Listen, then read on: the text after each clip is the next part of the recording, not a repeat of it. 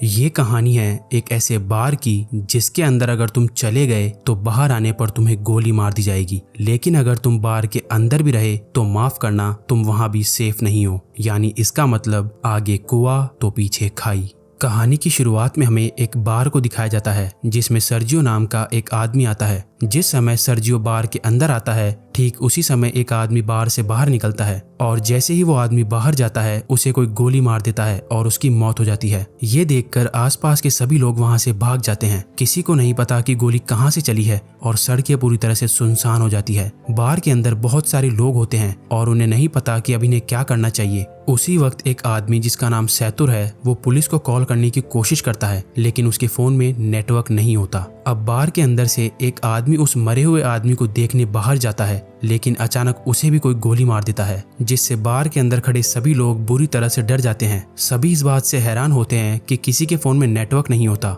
बार के अंदर एक लड़की होती है जिसका नाम एलिना है। वो कहती है कि हमें टीवी पर न्यूज देखनी चाहिए। जब ये लोग टीवी पर न्यूज देखते हैं तो इस हादसे के बारे में टीवी पर कोई खबर नहीं होती और जैसे ही इन लोगों की नजर बाहर जाती है तो वहां से दोनों लाशें गायब हो जाती है और साथ ही उनका खून भी वहां से साफ कर दिया जाता है। इन सभी को कुछ समझ नहीं आता कि यहाँ पर क्या हो रहा है। तभी सैतुर कहता है कि मुझे लगता है कोई चाहता है कि हम में से कोई भी यहाँ से बाहर ना निकले। फिर सर्जियो कहता है कि हो सकता है हम में से कोई एक किलर हो या हो सकता है हम में से कोई आतंकवादी हो जिसके पास कोई भयानक विस्फोटक सामान हो और पुलिस उसे पकड़कर मारना चाहती हो। ये सुनकर एक आदमी जिसका नाम नाचो है वो अपने पैर से अपने बैग को छुपा देता है, पर सर्जियो उसे ऐसा करते हुए देख लेता है और इसके बारे में सबको बताता है। नाचो के बैग को ले लिया जाता है और जब उसके बैग को खोला जाता है तो उसमें से कपड़े और एक हार्ड डिस्क निकलती है। तभी नाचो कहता है कि इसमें ऐसी कोई भी चीज नहीं है जिससे किसी को भी नुकसान हो। वो कहता है कि मैं एक एड कंपनी में काम करता हूँ और इस हार्ड डिस्क में मेरे काम की फाइल्स है, लेकिन कोई भी उसकी बात पर विश्वास नहीं करता। एलेना उसकी हार्ड डिस्क को नष्ट कर देती है, पर हार्ड डिस्क के अंदर कुछ नहीं होता। नाचो को इस बात से बहुत दुख होता है। तभी नाचो देखता है कि सामने काउंटर पर एक ब्रीफकेस रखा हुआ है। वो सबसे पूछता है कि ये ब्रीफकेस किसका है। तभी सर्जियो दावा करता है कि ये ब्रीफकेस उसका है और इससे पहले कि सर्जियो ब्रीफकेस उठाता, इस बार की ओनर एम्पारो ब्रीफकेस उठा लेती है। सर्जियो एम्पारो को ब्रीफकेस खोलने से मना करता है, लेकिन तभी एक आदमी जिसका नाम इजराइल है वो उस ब्रीफकेस को खोल देता है और ब्रीफकेस के अंदर औरतों के कुछ कपड़े निकलते हैं। जिससे पहले कि कोई कुछ समझ पाता उसी वक्त इन्हें बाथरूम से एक अजीब सी आवाज आती है। जब ये लोग वॉशरूम का दरवाजा खोलने की कोशिश करते हैं तो दरवाजा अंदर से लॉक्ड होता है। ये लोग किसी न किसी तरह से दरवाजे को खोलकर बाथरूम के अंदर जाते हैं और देखते हैं कि वहां पर एक मोटा सा आदमी लेटा हुआ है जो कि बेहोश है। दरअसल इस कहानी की शुरुआत में ये आदमी खांसते खांसते इस वॉशरूम के अंदर आया था और तब से ये यहीं पर बेहोश पड़ा है। इस आदमी के पास एक इंजेक्शन भी पड़ा होता है। एलिना उस इंजेक्शन को उठा लेती है और तभी इन लोगों को बाहर से गाड़ियों की आवाज आती है। जैसे ही ये लोग बार के गेट के पास जाते हैं तो ये देखते हैं कि वहाँ बहुत सारे आर्मी ऑफिसर्स आते हैं जिनके चेहरे पूरी तरह से ढके हुए होते हैं। आर्मी ऑफिसर्स वहाँ पर बहुत सारे टायर्स का ढेर करते हैं और उन टायर्स को जलाकर वहाँ से चले जाते हैं। हालांकि सभी को लग रहा था कि ये हमारी मदद करने आए हैं, लेकिन वो इनकी मदद नहीं करते। उसके ठीक बाद टीवी पर न्यूज दिखाई जाती है कि सिटी के एक बहुत बड़े हिस्से में आग लग गई है और इसीलिए उस जगह को सील कर दिया गया है और उस तरफ अब कोई भी नहीं जा सकता। बार में फंसे लोगों को कुछ समझ नहीं आता कि सरकार झूठ क्यों बोल रही है। तभी वो आदमी जो बाथरूम के अंदर बेहोश था वो अचानक सबके सामने आ जाता है। उसकी पूरी बॉडी बुरी तरह से फूल जाती है, साथ ही उसकी आंखें भी डरावनी और अजीब सी हो जाती है और वो वहीं पर गिरकर मर जाता है। लेकिन मरने से पहले वो डू नॉट टच मी कहता है। ये लोग उस मरे हुए आदमी का फोन उठाते हैं और देखते हैं कि ये आदमी तो एक आर्मी ऑफिसर था। इसके फोन में और भी कुछ फोटोज होती है जिनमें लोगों ने किसी भी वायरस से बचने वाली पीपीई किट पहनी होती है। अब बार के अंदर सभी लोग समझ जाते हैं कि इस पूरे इलाके को क्वारंटीन कर दिया गया है। इसका मतलब ये जो आदमी अभी अभी यहाँ पर मरा है ये इन्फेक्टेड था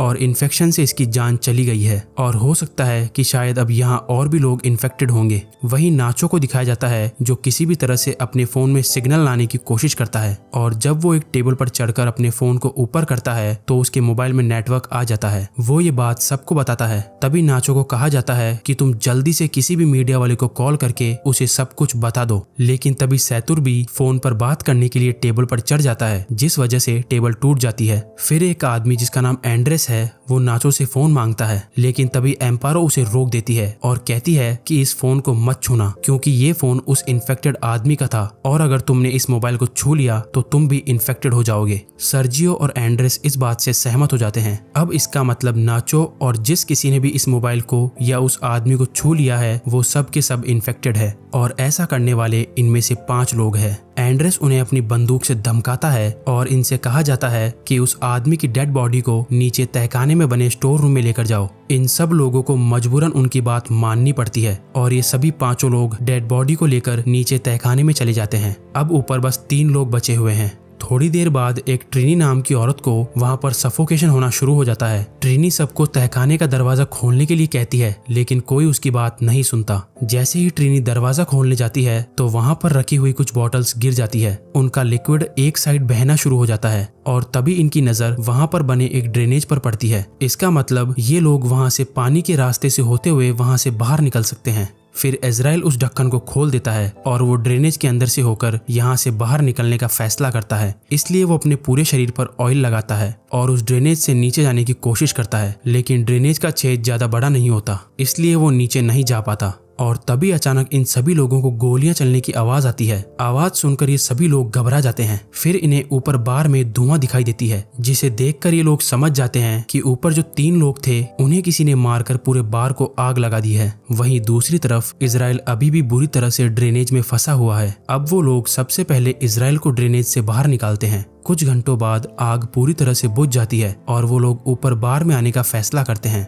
ऊपर बार में आने के बाद वो देखते हैं कि बार पूरी तरह से जलकर राख हो चुका है। नाचो को वहाँ गन मिल जाती है, जिसे वो चुपचाप उठा लेता है। तभी ये लोग देखते हैं कि कुछ लोग बाहर से इस जगह को पूरी तरह से सील कर रहे होते हैं। ये बड़ी ही खामोशी से सब कुछ देखते रहते हैं, क्योंकि अगर किसी को भी भनक लग गई कि अंदर अभी भी 5 लोग जिंदा है तो इन सब को भी मार दिया जाएगा। और तभी यहाँ मोबाइल बजना शुरू हो जाता है और ये उसी मोटे आदमी का मोबाइल होता है जिसकी अभी थोड़ी देर पहले इन्फेक्शन के कारण मौत हुई थी। एलिना उसका फोन उठा लेती है और उसकी व्हाट्सएप चैट्स पढ़ना शुरू कर देती है, जिसमें एक आदमी इस मोटे आदमी से पूछता है, क्या वैक्सीन लेने के बाद तुम्हारी तबीयत में सुधार है? इस आदमी ने जवाब दिया होता है कि नहीं, मेरी तबीयत बहुत खराब है और मैं किसी बार के वॉशरूम में छुपा हुआ हूँ, तुम मेरे पास आने की कोशिश मत करना। अब एलिना इसकी पुरानी चैट्स पढ़ती है, जिसमें इस मरे हुए आदमी ने लिखा होता है कि मेरे पास अभी 4 और बची है। ये लोग समझ जाते हैं कि इसके पास जो इंजेक्शन है वही इस वायरस की वैक्सीन है। ये पढ़कर सब लोग खुश हो जाते हैं कि ये वैक्सीन काम कर सकती है,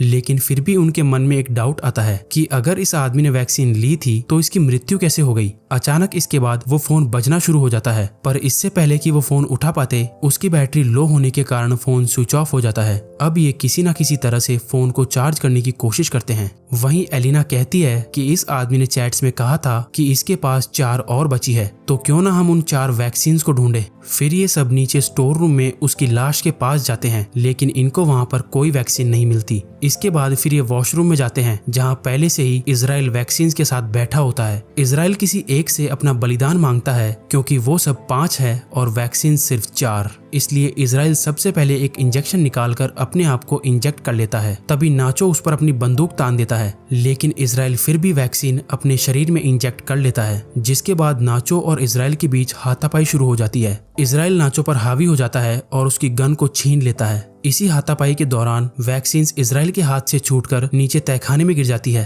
ट्रिनी तहखाने में जाकर वैक्सीन को उठा लेती है, लेकिन तभी गलती से उसके हाथ से वैक्सीन छूट जाती है और नीचे नाले में गिर जाती है। अब ये बेचारे सोच रहे होते हैं कि वैक्सीन को नाले में से कैसे निकाला जाए। इन सब में से एलिना सबसे पतली होती है, इसलिए ये लोग उससे पूछते हैं कि क्या तुम अंदर जाकर उन वैक्सीन को ला सकती हो। पहले तो एलिना मना कर देती है, लेकिन फिर बाद में वो मान जाती है, जिसके बाद एलिना की बॉडी पर ऑयल लगाया जाता है और उसे उस छोटे से छेद के अंदर धकेला जाता है और बड़ी ही मशक्कत के बाद वो नीचे नाले में गिर जाती है। एलिना वैक्सीन ढूंढ लेती है और पानी से बाहर आ जाती है। तभी नाचो वैक्सीन को एक तार पर बांधकर ऊपर भेजने को कहता है, लेकिन एलिना साफ साफ मना कर देती है, क्योंकि वो जानती है ऊपर 3 लोग लोग हैं और वैक्सीन भी सिर्फ 3 ही बची है। एलिना सबसे कहती है कि अगर तुम्हें वैक्सीन चाहिए तो तुम्हें नीचे आना होगा। फिर उसके बाद ये लोग ड्रेनेज के छेद को बड़ा करते हैं। तब तक एलिना बाहर का रास्ता ढूंढना शुरू कर देती है। थोड़ी दूर जाने के बाद उसे एक जगह पर रोशनी दिखाई देती है। सबसे पहले वो इंजेक्शंस को वहाँ पर बने एक गड्ढे में छुपा देती है।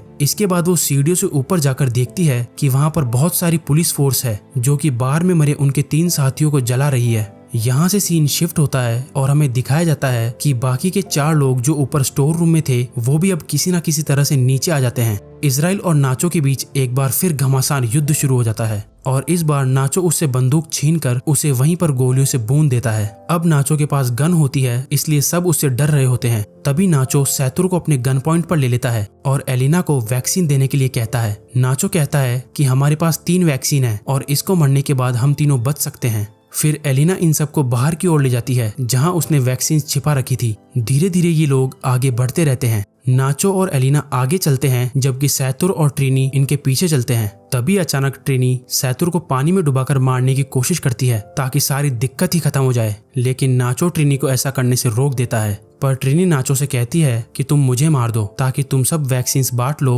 और तुम्हारी जान बच जाए। नाचो ट्रिनी पर बंदूक तान देता है लेकिन वो गोली नहीं चला पाता, जिसके बाद ट्रिनी नाचो से गन लेकर यहाँ से थोड़ी दूर जाकर अपने आप को मार देती है। अब सिर्फ 3 लोग बचे थे और इनके पास इंजेक्शन भी 3 ही थे, इसलिए सब एक एक इंजेक्शन ले लेते हैं। पर इससे पहले कि ये लोग अपनी बॉडी में इंजेक्शन लगाते, यहाँ पर इजराइल आ जाता है जो अभी भी जिंदा है। इजराइल सैतुर पर पीछे से हमला करके उसे जान से मार देता है। अब इजराइल को गुस्सा आ जाता है और वो नाचो और एलिना की जान के पीछे पड़ जाता है। तभी नाचो और एलिना को सामने सीढ़ियां दिखाई देती है। वो दोनों सीढ़ियों की ओर आगे बढ़ते हैं, पर तभी एलिना के पास जो इंजेक्शन होता है वो उसके हाथ से छूटकर नीचे गिर जाता है। अब क्योंकि इजराइल भी उनके साथ सीढ़ियों पर चढ़ रहा है इसलिए वो नीचे नहीं जा सकते। नाचो जल्दी से अपना इंजेक्शन एलिना को दे देता है। फिर इजराइल नाचो के पैर पकड़कर उसे नीचे खींच लेता है, जिससे दोनों की नीचे गिरकर मौत हो जाती है। एलिना के पास अब जो वैक्सीन बचा है वो उसे अपने शरीर में इंजेक्ट कर लेती है और ऊपर ड्रेनेज के ढक्कन को खोलकर बाहर निकल जाती है। बाहर निकलते ही उसे बहुत सारे लोग दिखाई देते हैं और सरकार ने आगे के इलाके को पूरी तरह से सील किया हुआ है। तभी एक औरत उसकी बॉडी पर अपनी जैकेट डाल देती है। एलिना को बिल्कुल भी होश नहीं होता और वो चुपचाप उस भीड़ में शामिल हो जाती है। अंत में इस कहानी में हमें ये पता चलता है कि वो मोटा आदमी जो बार के वॉशरूम में खांसता खांसता गया था वो एक आर्मी ऑफिसर था और हो सकता है शायद आर्मी किसी तरह का कोई बायोलॉजिकल वेपन बना रही हो ताकि वो अपने दुश्मन देशों पर इस वेपन से हमला कर सके। लेकिन इस दौरान इनका अपना एक ऑफिसर इन्फेक्टेड हो गया। हालांकि उनके पास इस इन्फेक्शन की वैक्सीन भी थी, लेकिन ये ऑफिसर बीमार था इसलिए वैक्सीन ने उसके ऊपर काम नहीं किया। और जब आर्मी को पता चलता है कि उनका वो ऑफिसर बार के अंदर है तो उन्होंने पूरे एरिया को सील कर दिया ताकि वहां से कोई भी बाहर ना निकल पाए और उस वायरस को इसी जगह पर खत्म कर दिया जाए, चाहे इसके लिए उन्हें कुछ बेगुनाह लोगों को मारना ही क्यों ना पड़े। थोड़े बहुत लोगों के चक्कर में वो पूरे देश को खतरे में नहीं डाल सकते थे, इसलिए उन्हें मजबूरन ये कदम उठाना पड़ा। तो तुम्हें क्या लगता है, ये कदम उठाना सही था या गलत?